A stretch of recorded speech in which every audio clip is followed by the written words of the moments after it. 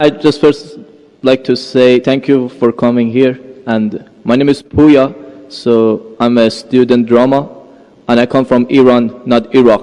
Iran, the old name Persia.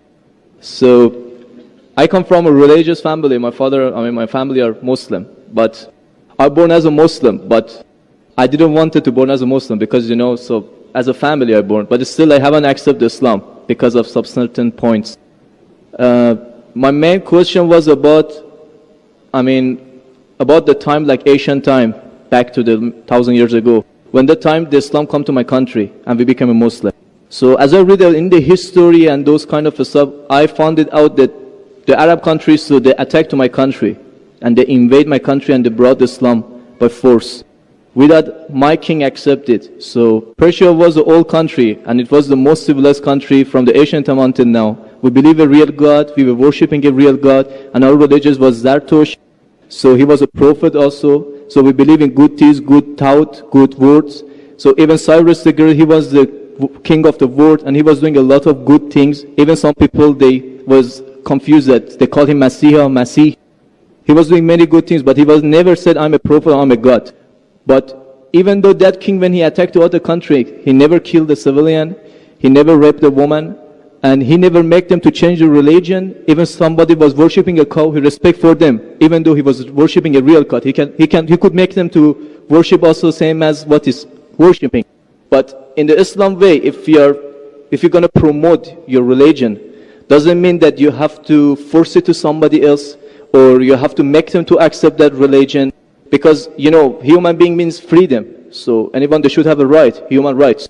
So maybe those people, they didn't want that religion. So why they have to attack and, to bring it by force? That was the main question that make my heart a bit, to make me to my belief go down.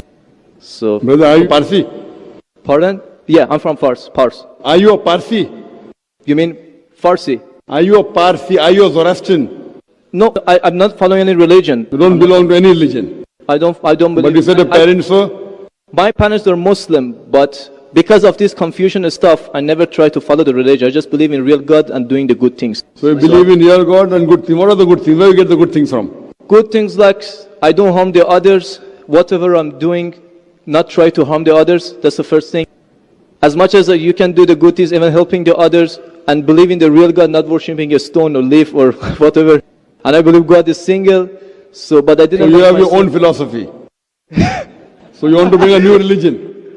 I'm not going to make any religion. I'm just following my brain because as I know, God gave us a brain. So I didn't make my mind busy by following the books. When I was 10 years old, I was just thinking until now even. So I tried to follow thinking. He's saying God as long as not a stone. Who told you stone is not a God? Anyway, I'll answer your basic question. Your basic question is that Muslims came to Persia and they conquered and they forced people to accept Islam, so no one should force at all. I agree with you. Point to be noted is that today the media promotes that Islam was spread by the sword. I am aware that there are certain black sheep in the Muslim community and there are certain Muslim rulers who did wrong things. But as a whole, Islam was never spread by the sword. Islam was never spread by the sword. Speak by sword. Sword. Sword means force. Force, yeah. Like you said, now Muslims came and conquered Persia, etc. You see everywhere it's happening. There are wars taking place. But in Islam, it's clearly mentioned in Surah Baqarah, chapter 2, verse number 256. La ikraha fid deen. There's no compulsion in religion. Truth stands out clear from error. What we see today, if we analyze, that we Muslims, we were the lord of the Arab lands for more than 1400 years. For the past 1400 years, the Muslims were the lord of the Arab lands. For a few years the Britishers came, for a few years the French came, but overall the Muslims were the rulers of the Arab land. Yet today, there are more than 9 million Christians who are Coptic Christians. That means they are Christians since generation. If the Muslims wanted, they could have forced each and every non-Muslim to accept Islam at the point of the sword in the Arab land. These more than 9 million Coptic Christians, they are giving Shahada, they are bearing witness that Islam was spread by the sword. We Muslims, we ruled India for more than 1,000 years. We ruled India for more than 1,000 years. If we wanted, we could have forced every non-Muslim Indian to accept Islam at the point of the sword. Today, more than 80% of the Indians are non-Muslims. These more than 80% non-Muslim Indians, they are giving shahada, they are bearing witness that Islam was spread by the sword. Which Muslim army has come to Indonesia? Indonesia today has the largest number of Muslims in any country, more than 200 million Muslims. In Malaysia, more than 55% of the citizens of Malaysia are Muslim. I am asking you, which Muslim army came to Malaysia? Your country, which Muslim army came? Which Muslim army went to the east coast of Africa? It was the business, it was the traders. When they came here, people accepted this religion. It is the media hype which talks about Islam was spread by the sword. Yes, there were a few people. There were a few black sheep of the Muslim community. Brother, you asked the question, you are listening or you are raising the hand? Okay, sure. You asked the question, you gave the background, I listened to it and now you want to raise your hand. I have not completed my answer. Okay, sure, continue. If you ask the question, you should think, because if you are thinking something, I am a doctor. If you are thinking, that means you won't hear my answer. If I ask you to repeat, you won't be able to repeat 25%. So when you listen, you should give attention. I am a doctor. I have done psychology also. So, this is the media hype. If you read Thomas Carlyle, historian, he writes in his book, Heroes and Hero Worship. He puts number one hero prophet as Prophet Muhammad Sallallahu Alaihi Wasallam. He's a Christian. He says, if every new idea originates in one man's head, it dwells alone in the full world. It will do little good if he takes up a sword and propagates it. You have to first get your sword. He's talking about sword of intellect. There was a survey done in the Plain Truth magazine. A survey in the increase of the major world religions in a span of 50 years. In a span of 50 years, from 1934 to 1984. In a span of 50 years, the increase in the major world religion. It came in Reader Digest, Almanac Yearbook, 1984.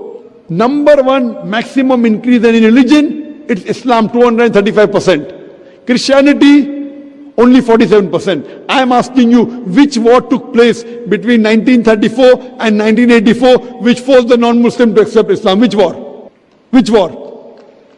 Today, leave aside the past. Today, the fastest growing religion in America is Islam. The fastest growing religion in Europe is Islam. I am asking you, who's forcing the Americans to accept Islam? Who's forcing the Europeans to accept Islam? You were not there born. Were you present in the past? Arabs came to my land and forced. Where were you present? This is history. Many things in history is false. So that's what? Okay.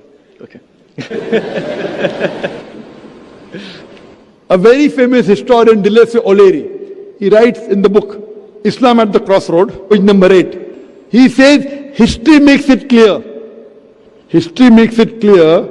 that the legend of fanatical Muslims sweeping across the world, forcing Islam at the point of the sword, is the most fantastic, absurd myth that historians ever repeated. Who says that? Dilese O'Leary. History makes it clear that the legend of fanatical Muslims forcing Islam at the point of the sword over conquered races is the most fantastic, absurd myth that historians ever repeated. This is just in the media today. Muslim terrorist. I am asking you, did any Muslim attack you in this country? No, never. But the media says Muslims are terrorists. Yeah, media is just nonsense. Yes, same way your history is also nonsense. When media is nonsense, the history is also nonsense. Some is correct, some is wrong. That's the reason, if you hear the answer, I would like to end my answer with a quotation of Dr. Adam Pearson. Dr. Adam Pearson says that people who worry that one day nuclear weaponry will fall in the hands of the Arabs, they fail to realize that the Islamic bomb has already been dropped. The bomb of peace. It fell the day Prophet Muhammad, peace be upon him, was born. Good. Thank you, Doctor, for your answer. But the point is, I didn't get the right answer because that's not media, that's history. And history is not something that can be written the false way, because if it be written in a false way, it can be changed. But that was the true history in all over the world and is written everywhere. Brother, did you hear my quotation of Deleuze O'Leary? Can you repeat it? Repeat what? Repeat Deleuze O'Leary's quotation. I said it twice, not once, twice. Most of my answer was once. I said twice. Now repeat it. Repeatedly 50%. So what's the point of repeating that word? I want to know whether it went into your head or not.